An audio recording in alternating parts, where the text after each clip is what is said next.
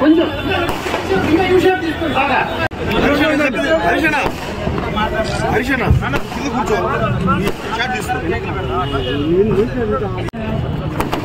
ఈరోజు మన యొక్క భావితరాల నాయకుడు తెలుగుదేశం పార్టీ పట్టణ అధ్యక్షుడు కుర్తిగౌడ కిషోర్ బాబు గారిని 2 నిమిషాలు పార్టీ పట్టణ అధ్యక్షుడు కుర్తిగౌడ కిషోర్ బాబు గారిని 2 నిమిషాలు మాట్లాడవలసిందిగా కోరుతున్నాం. వారు నిరంతరం ప్రజల మధ్య ఉండాలని కోరుకుంటూ నాకు ఈ అవకాశం ఇచ్చినటువంటి నియోజకవర్గ తెలుగుదేశం పార్టీ జాతీయ ప్రధాన కార్యదర్శి మరియు మన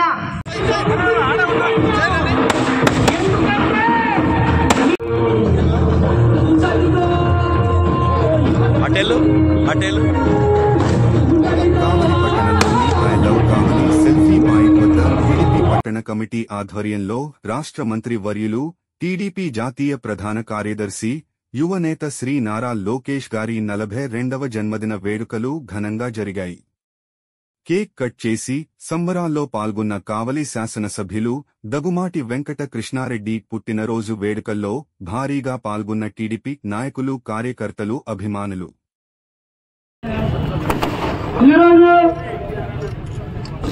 మన యొక్క భావితరాల నాయకుడు రోజులకి నేను మన సీఎం చంద్రబాబు గారిని కలిశాను.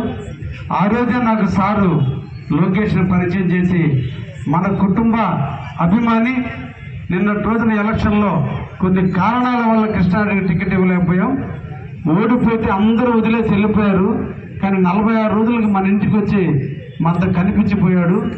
మనం ఎప్పుడైనా కృష్ణారెడ్డిని గుర్తుపెట్టుకోవాలి బాబు అని చెప్పి నాటి నుంచి, అంటే ఇప్పటి వరకు నేను ఎవరికి చెప్పలా, నాటి నుంచి మొన్నటి నా టికెట్ వచ్చేంత వరకు ఆద్యంతం ఎవ్రీ 4 నెలలకు ఒకసారి నేను లోకేష్ గారితో కలిసేవాళ్ళం.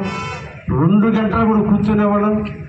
ఆయన గ్రౌండ్ టు ఎర్త్, ఆయన గోల్డెన్ స్కూల్లో పుట్టాడు.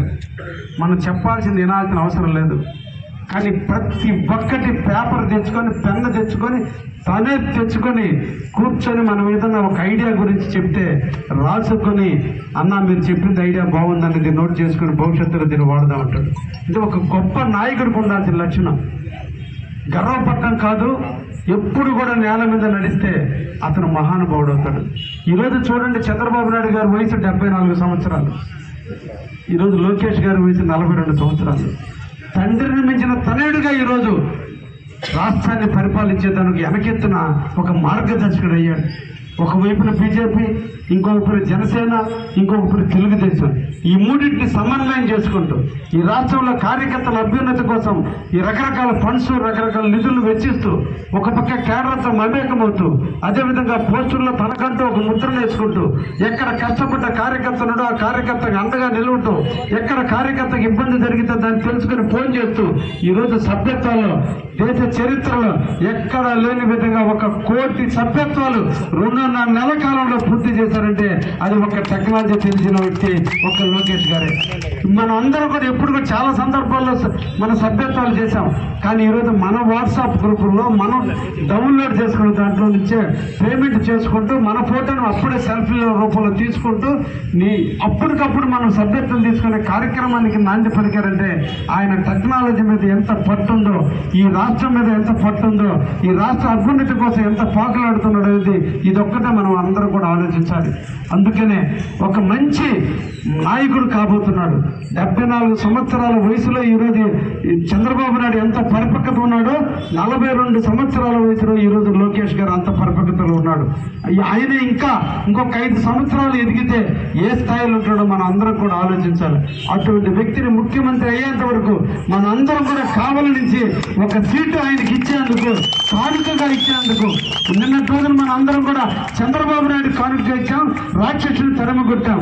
కానీ రేపు పరిపక్వత గల నాయకుడు, ఈ మార్గదర్శక గల నాయకుడు, ఈ రాష్ట్రాన్ని పరిపాలించే యుగ నాయకుడు చేతిలో పెట్టాలంటే మనందరం కూడా లోకేష్ గారి ఆశయ సాధనలో నిరంతరం కృషి చేయాలి.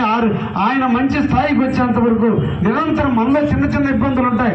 భార్య బిడ్డలు, కొడుకులు, కూతుర్లు ఇంట్లో ఉంటేనే కుటుంబంలో చిన్న చిన్న అభిప్రాయ భేదాలు ఉంటాయి. ఒక వ్యవస్థ నడిపేటప్పుడు చిన్న చిన్న ఉంటాయి.